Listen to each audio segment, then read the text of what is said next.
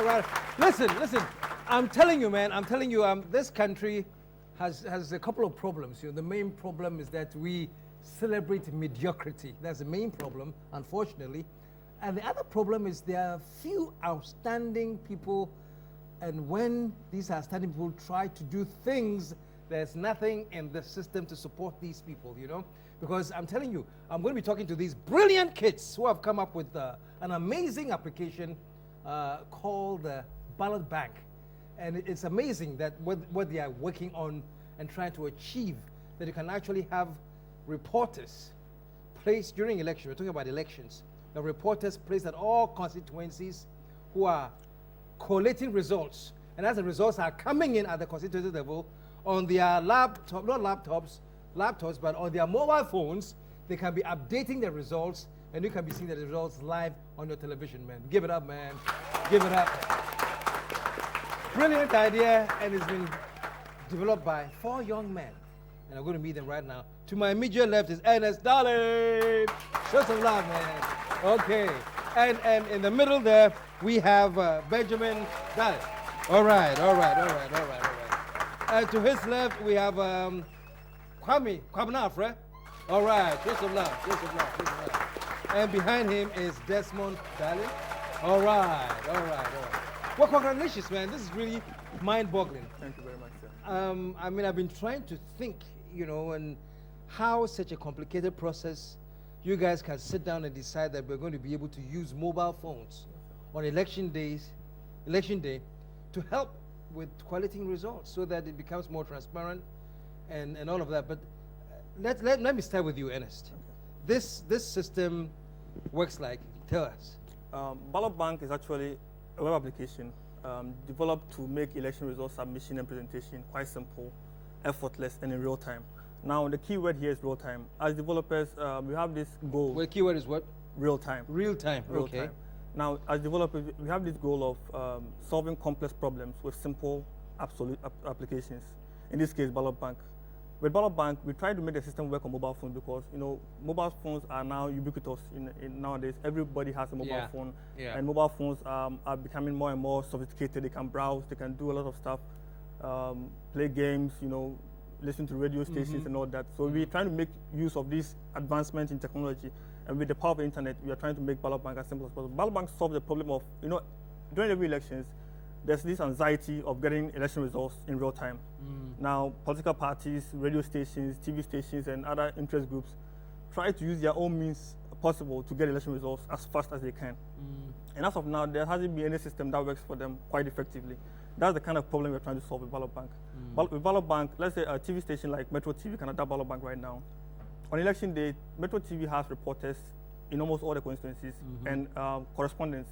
They can use their simple device called mobile phone, update the results as they come in, and a presenter will be live on television with a screen at its background that is showing the results as they are coming in real time. Ballot Bank accepts those results coming in, analyzes that information within a split second, 500 milliseconds. It updates all those information and gives you the most up-to-date results on the screens. That's the kind of problem we try to solve with Ballot Bank. So basically, that's the idea of Ballot Bank, to make election results, submission and presentation simple, effortless, and in real time. Fantastic. Give it up, man. Give it up. Now, let me ask you. So basically, you have you are working with stakeholders like the television stations? Yes, please. And then who else do you work with? Ballot Bank is useful for so many people. Even the ordinary people can use Ballot Bank because elections are very crucial to Ghanaian people. Ghanaian people are so passionate about elections. During election day, you can see a lot of people so anxious to get the results as quick as they can. And Ghanaians too abroad want to have access to this information, so they call home. And with Ballot Bank, since it's a web application, it can be accessed from anywhere in the world. It's cloud-based. So even Ghanaians abroad can have access to results here in Ghana in real time on the count. When you say real time, you mean as it is happening? As it is happening. Log in? Yeah, the reporter updates the results on his mobile phone, clicks update, confirms the results, and in 500 milliseconds, that's half of a second, the system gets updated with the fresh results coming in. So if I have a mobile phone and I want to check the results, everybody can everybody can do it? Everybody can do it. But Ballot Bank is designed in such a way that we can have widgets on websites and mobile phones. So reporters can update using their mobile phones, and users can also view the results using their mobile phones. And on their laptops, touch screens, it's designed to work on all those modern ICT technologies that we have. You did a sample thing. I don't know, any of you can take that up. You did a sample thing for us to look at, and you had the Nokofio party. Nokofio party. With the Fiastribo. And then what else did you have? All that party. And then the KSM party. Yeah. Okay. So on the screen we can see these sample things now. Yes, sir. And so this is what we have on the screen. So this is what the viewers will be watching. We'll be watching as the results are coming in. As the results are coming in. And the graphs change in real time. Okay. So basically, the television station that has hooked up with you will be broadcasting this visual. This visual to everybody to see on screen. Yes, please. Wow. Yeah. Wow. Can you take it from there, gentlemen? What? Yeah. My job basically is in charge of UI and aesthetics. I mean, the beauty of it. Steve Jobs once said, basically, design is how it works, not how it is. Probably it looks like how it works. Ballot Bank really works. That right now in the tech world, there's been a main shift. The main access to the internet, especially in Africa and in Asia, is not through the PC right now, but it's through the mobile devices. We are now seeing a very fundamental shift. Mobile phones, people will love to browse on Facebook when they're in the car, probably at the bar station, in their couch with television. Mobile phone is now becoming part and parcel of us. That is why we thought it wise to use mobile phone as a benchmark for Ballot Bank. We know mobile phone is the future, and we are so proud to use it on the mobile phone as well. Fantastic, man, fantastic. Is this application being used anywhere? Yeah, actually there are some applications out there, but most of them require installations. And you see, these laptops cannot work everywhere in Ghana. Ghana, we have remotest of areas here. Let's say where I come from, you cannot use a laptop and you cannot get internet access at that place, but you can get MTN network and all the other networks are operating there, and you can use your phone to browse from that area. So that's why we move the system to work on mobile phones, so that those people at the remotest of areas can use the system. And it might interest you that Ballot Bank, let's take Nokofio Party for instance, with Fiastribo as the candidate. Nokofio Party, as big as you are, you might have chapters in USA, UK, am I right? You might have chapters. We have it everywhere. The rest of the world, you know, during election day, your people in UK might be calling you for results. And Fiastribo will be sitting inside the room confused. How do I get the results to those people outside? They are calling, bagging my phone every time. With Ballot Bank, you can give them access to the stream.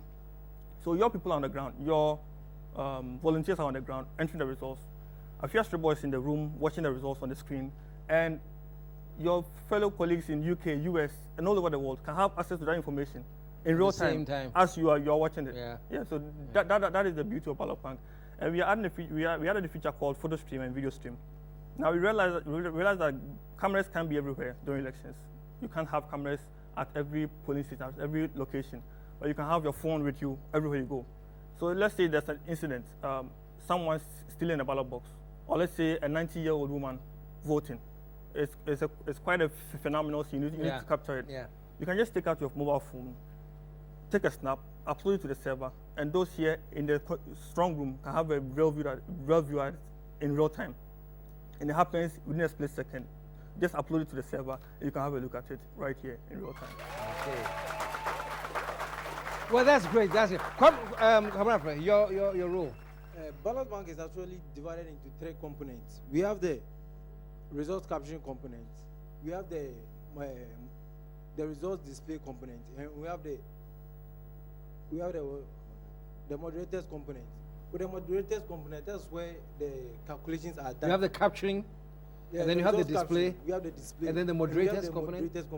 What is that? With the moderators component, that's where the results are calculated. All the calculations are done so that it can be displayed in that rich graphical format. And also, you know, photos and videos coming in need to be censored. Someone might just capture a scene that is not related to the voting. So we have moderators too on the ground who will be using their PCs. As the pictures are coming in, they will be approving and declining photos so that they can. So we have sort of a filter for that as well. And also, if someone enters a wrong figure, moderators can quickly change the results, and then we have the most accurate results showing at the display center. So you need a reporter and a moderator? The moderators will be where we have the presentation. Let's say Metro TV or a political party is using Ballot Bank right now. Moderators can be at a central location inside the control room. And then we'll be approving of the photos coming in, the videos and everything, so that you can have it displayed on the screens. If Metro TV is using it, the producer will be sort of a moderator for Ballot Bank. All photos coming in need to be censored by the producer. They just click on a button and it shows up on the screen in real time. Okay, Yeah. okay. Desmond. Yeah, you know, Ballot Bank is a web application, so the security aspect of it cannot be overlooked when we're developing it. So we basically did it with 3 main security engines in mind that look for attacks and traffic from 3 different perspectives. The first one, what we call the signature perspective. That's we look for the things that we know, okay? These are the things like SQL injection, cross-site scripting, patch traversal. These are the tools that the hackers use. So when we see those kind of attacks, we know that it's a hacker trying to prone for vulnerabilities in the system. So what the Ballot Bank does is that it blocks those users automatically. The second one, from the session perspective, we look for things like cookies manipulation and cookies tampering. And what we do is that we tamper-proof all the cookies with a digital signature. And also, the most amazing feature about Ballot Bank is a protocol you use called the SSL. It's basically the secure socket layer. And what it does is that it encrypts all the data sent through the system, even before it goes to a dedicated service in the US. So it's absolutely impossible for anyone to manipulate the results once they've been fed into the system, you understand? And also, Ballot Bank is quite bulky. It was written with over 10,000 lines of code.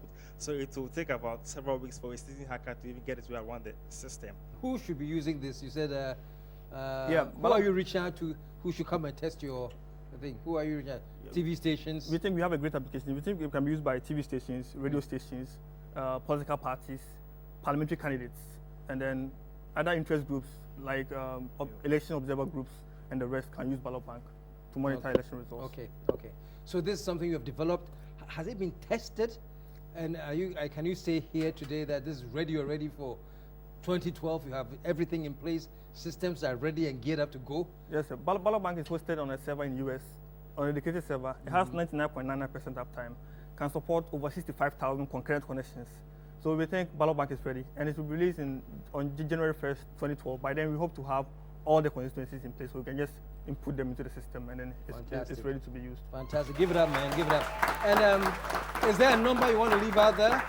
Maybe the political parties or the radio stations or somebody who might want to get in touch with you to see how they can work with you for the election. Yeah, our number's 0543 652692. That's and you can also visit our website, www.ballotbank.com. We have all the information you need there, so you can just contact us. And okay, so the number and the website is on your screen.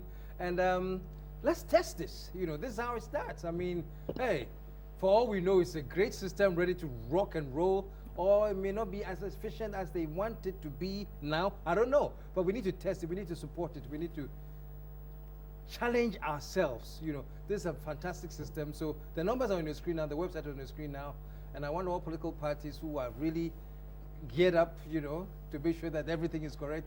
Test the system. Let's see what happens. Thank you very much for joining us. And the last one. I think all of you there. All right. Okay, stick around, folks. Coming up next, we're going to be hanging out with a man called George B. Williams.